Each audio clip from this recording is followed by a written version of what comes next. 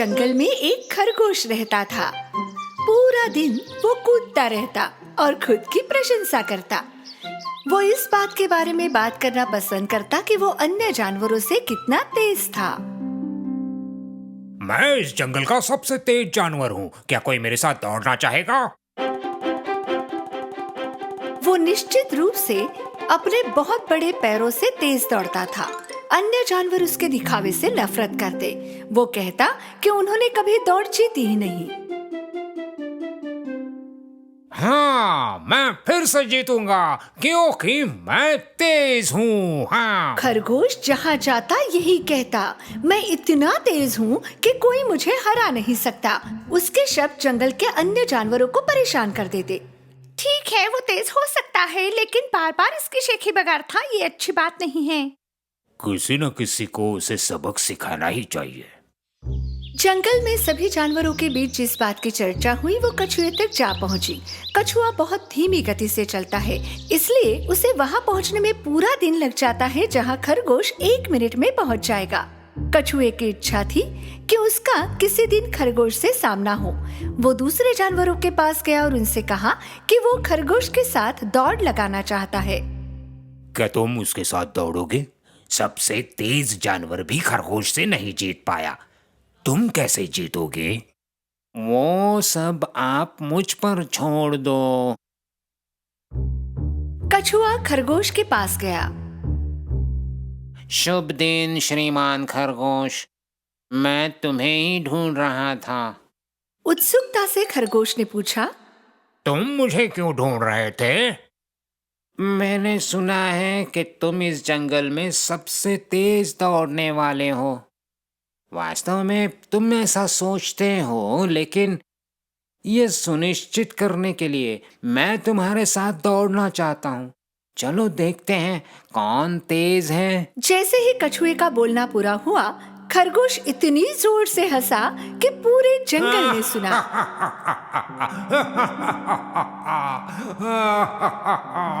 तुम मेरे साथ और दौड़? क्या तुम मजाक कर रहे हो? तुम्हारे लिए मुझे हराना नामुमकिन है। जब तक तुम एक कदम उठाओ मैं दौड़ खत्म कर दूंगा। ठीक है, पर जब तक हम दौड़ नहीं लगाएंगे इसका फैसला नहीं होगा। ठीक है, तो तैयार हो जाओ, कल सुबह हम दौड़ लगाएंगे। जैसे ही कछुए ने चलना शुरू किया, खरगोश हंसता रहा।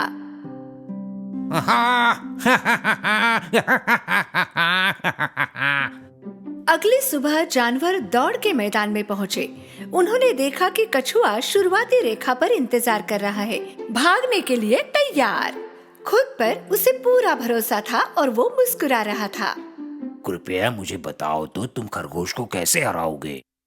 यदि वास्तव में उसे बहुत गर्व है और जैसा कि आप कहते हैं वो बड़ा दिखावेबाज है, तो ये दौड़ बिल्कुल कठिन नहीं होगी। हाँ।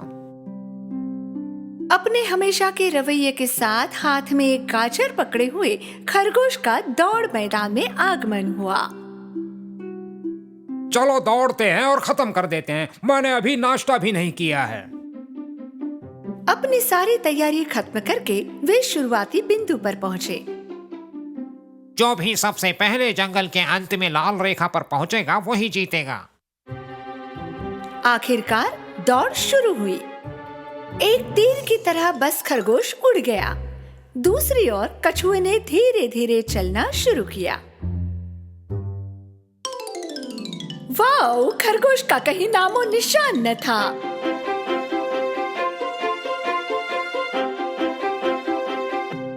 जो जानवर दौड़ देख रहे थे उन्हें लगा कि कछुआ हारने वाला है। तेज दौड़ने के बाद खरगोश रुक गया। उसने पीछे एक नजर डाली, उसे कोई दिखाई नहीं दिया। ऐसा लगता है कछुए को दौड़ खत्म करने में रात हो जाएगी। बेहतर है मैं यहाँ बैठ जाऊं और गाजर खत्म करूं। खरगोश ने अपना गाजर खा लिया। सड़क पर देखा, दूर से उसने कछुए को आते देखा। एक मुस्कुराहट के साथ वो खड़ा हुआ और दौड़ने लगा। खरगोश लगभग अंतिम बिंदु तक पहुंच गया था।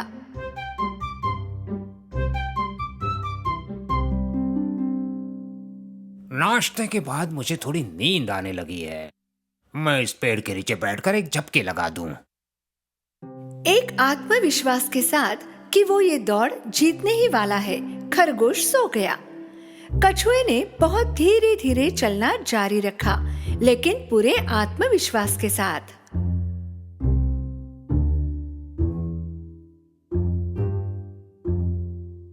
आखिरकार वो खरगोश के पास पहुंच गया।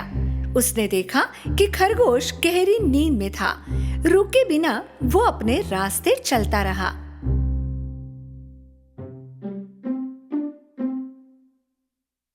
थोड़ी देर बाद खरगोश उठ गया। जब उसने दूर तक कछुए को नहीं देखा, कछुआ कहीं दिख ही नहीं रहा है। शायद उसने दौड़ छोड़ दी होगी। अब मैं अपनी दौड़ खत्म कर देता हूँ। खरगोश धीरे धीरे अंतिम बिंदु तक पहुंच ही रहा था तो क्या देखता है, कछुए ने उसे पीछे छोड़ दिया था। बस अब वो दौड़ खत्म करने वाला था। अपनी पूरी शक्ति के साथ उसने कछुए को हराना चाहा, पर कछुआ दौड़ जीत चुका था। फिनिशिंग लाइन पर इंतजार कर रहे कुछ जानवर बेहद खुश थे। सभी जानवर कछुए को हवा में बड़े उत्साह से उछाल रहे थे, जबकि खरगोश बड़ी उदासी के साथ कोने में खड़ा था। कछुआ दौड़ का विजेता खरगोश के पास पहुंचा। श्रीमान खरगोश, महत्वपूर्ण ये है कि तुम जो भी करो पूरी लगन से करो। डींगे मारना और खुद से प्यार करना कमजोरी है। मैंने तुम्हें इसलिए नहीं हराया कि मैं तुमसे तेज हूँ, बल्कि इसलिए हराया क्योंकि मैं बुद्धिमान हूँ और मैंने जो किया गंभीरता से किया। तुम सही कह रहे हो। आज के बाद मैं सबसे तेज होने की डींगे मारना बंद करूंगा। अब मुझे वापस चलना चाहिए। मेरा घर यहाँ से बहुत दूर है। कछुआ मुस्कुराया और अपने रास्ते चलने लगा। खरगोश ने एक अच्छा सबक सीखा और उसकी गलती देखी। उस दिन के बाद उसने कभी अपने बारे में डींगे नहीं मारी और ना ही उसने कभी दौड़ में हिस्सा लिया।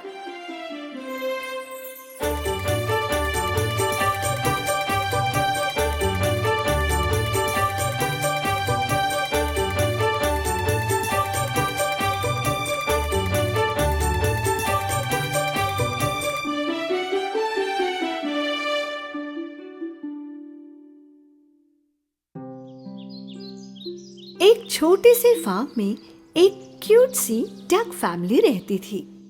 मम्मी डक अपने अंडों पर बैठकर उनमें से अपने बच्चों के बाहर आने का इंतजार कर रही थी। वो पूरे 7 अंडे थे। एक सुनहरी सुबह अंडों से बच्चे बाहर आने लगे। जल्द ही उनमें से 6 डकलिंग्स बाहर आ गए। डकलिंग्स अपनी इस नई दुनिया को समझने की कोशिश करते हुए क्वैक क्वैक करते हुए अपनी माँ के आसपास घूम रहे थे। पर उन अंडों में से जो सबसे बड़ा अंडा था, उसमें से बच्चा बाहर आने की बहुत कोशिश कर रहा था, पर वो बाहर नहीं आ पा रहा था और इसी वजह से मदर डक बहुत परेशान हो गई। मदर डक ने थोड़ी देर और इंतजार करने की सोची और फिर वो आखिरी 7वां अंडा फूटा। वो डकलिंग बहुत ही उलझन भरी नजरों से इधर उधर देख रहा था। वो डकलिंग इस बात से अनजान था कि उसकी माँ और उसके भाई बहन भी उलझन भरी नजरों से उसे देख रहे हैं, क्योंकि वो डकलिंग बिल्कुल भी अपने भाई बहन जैसे नहीं दिख रहा था। वो थोड़ा चौड़ा था और उसके भूरे और सफेद पंख थे। बाकी डकलिंग्स उस पर हंसने लगे। तुम कितने बदसूरत दिख रहे हो। तुम बिल्कुल भी हमारी तरह नहीं दिखती। मुझे समझ नहीं आ रहा, तुम कैसे अपने भाई बहन जैसे नहीं दिख रहे? बदसूरत, बदसूरत, बदसूरत, बदसूरत। कुछ समय बाद सारे डकलिंग्स थोड़े बड़े होने लगे, पर ये डकलिंग बाकी के मुकाबले काफी बड़ा लग रहा था और उसके पंखों के रंग भी अजीब लग रहे थे। तुम कितनी जल्दी बड़े हो गए और इतने अलग कैसे हो गए? वक्त गुजरता गया और वो बदसूरत डकलिंग और भी अजीब और भद्दा दिखने लगा। उसके कोई भाई बहन उसके साथ खेलने को तैयार नहीं थे। हम तुम्हारे साथ नहीं खेलेंगे, तुम बहुत बदसूरत हो। खेत के बाकी सभी जानवर भी उस बदसूरत डकलिंग का मजाक उड़ाते थे। बदसूरत डकलिंग, बदसूरत डकलिंग। ना ना ना ना ना ना, बदसूरत डकलिंग। उसकी माँ उसे बचाने का काफी प्रयास करती रहती थी।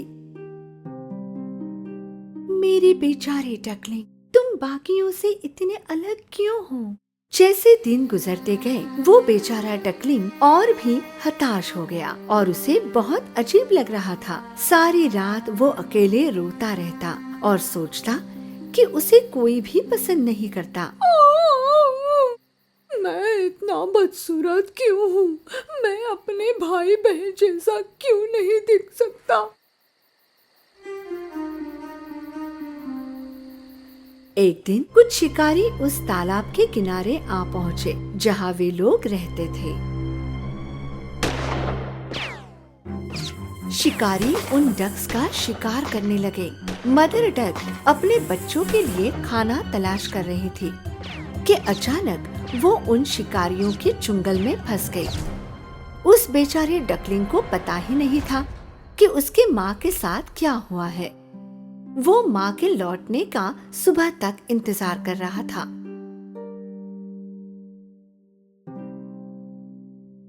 बेचारे को पता ही नहीं था कि क्या करे। सबसे पहले वो कुत्ते के पास गया। कुत्ते ने उसे चले जाने को कहा। चले जाओ, किसी ने मुझे तुम जैसे एक बदसूरत डक से बात करते हुए नहीं देखना चाहिए। कुछ देर बाद वो मुर्गी के पास गया, पर उस मुर्गी ने भी उसका मजाक उड़ाया। मैं भी तुमसे अच्छी दिखती हूँ। बदसूरत डकलिंग बहुत ही उदास हो गया था। किसी को भी मैं यहाँ नहीं चाहिए। अगर मेरी माँ वापस नहीं आती है तो मेरे इस खेत में रहने की कोई वजह नहीं दिख रही।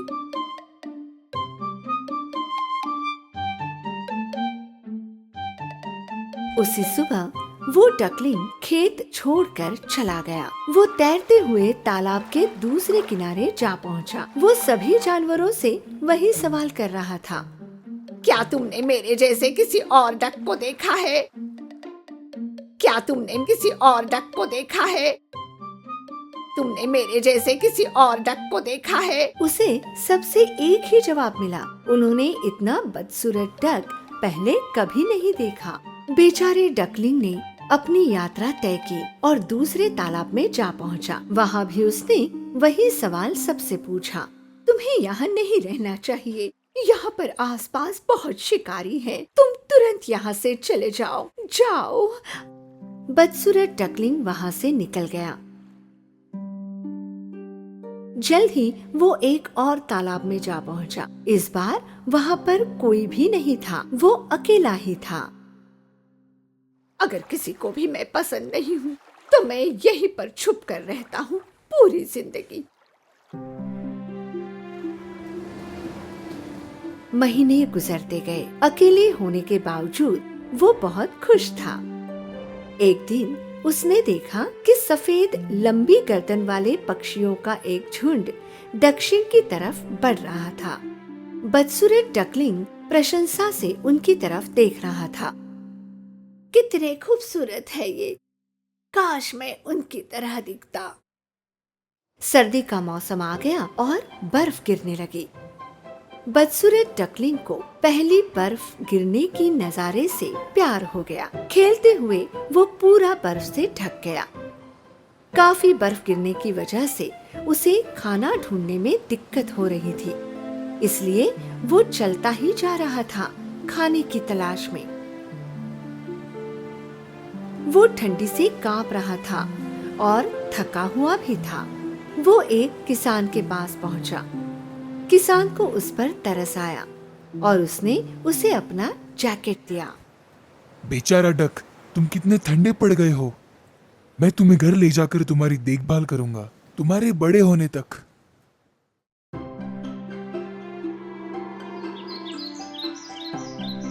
किसान ने जैसे कहा वैसे ही किया।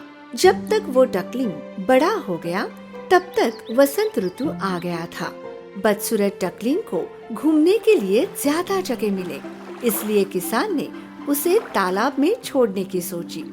फिर एक बार अकेले कुछ समय बाद डकलिंग ने खुद का प्रतिबिंब पानी में देखा, पर वो हैरान हो गया जो उसने देखा।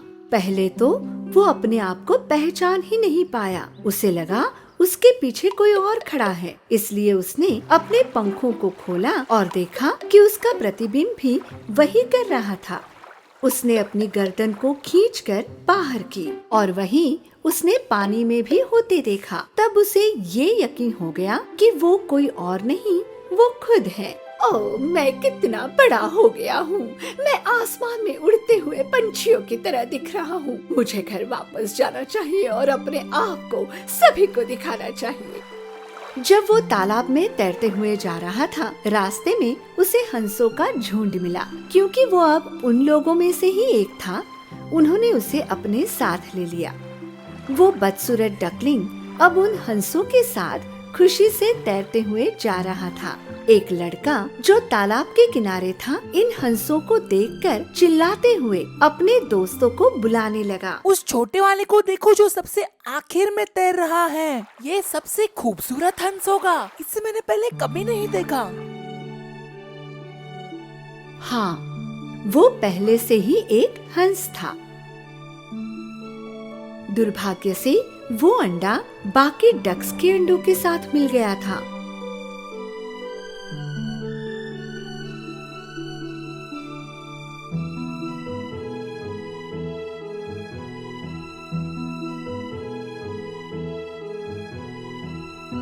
पर अब वो अपने असली परिवार के साथ था और उसकी आने वाली जिंदगी बहुत ही खूबसूरत थी।